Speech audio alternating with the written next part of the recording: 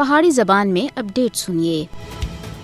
بھارتی فسطائی حکومت سن 5 اگست 2019 وچ غیر قانونی، غیر آئینی اور یک طرفہ فیصلے دے طور تے کشمیر دی خصوصی حیثیت کو ختم کرنا تھی بعد نہ صرف قتل و غارت گری، ظلم و تشدد، انٹرنیٹ ہوتے پابندی اور کرفیو نافذ کر کے لوکاں دی زندگی عذاب بنائی، بلکہ ہجے چانکیائی اور سامراجی حربے اور ہتھ کنڈے شروع کیتے جنہاں نال کشمیری قوم دی شناخت ختم ہو رہی ہے، جنہاں وچ ایک منصوبہ ڈومیسائل دے قانون وچ ترمیم دا ہے جس دے تحت لکھاں دی تعداد وچ غیر کشمیری ہندوؤں کو ڈومیسائل سرٹیفکیٹ تھمائے گئے، انہاں کو مقبوضہ ریاست جموں کشمیر دا شہری قرار دیتا گیا۔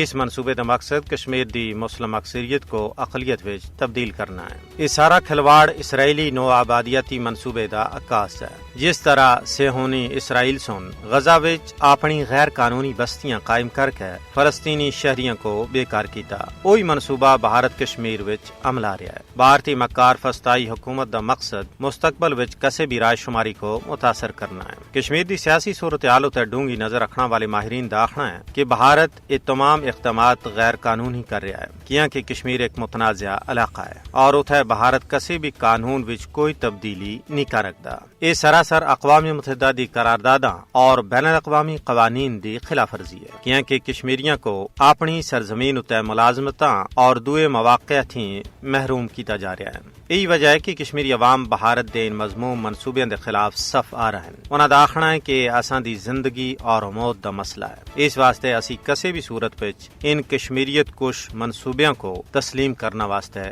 تیار نہیں ہیں۔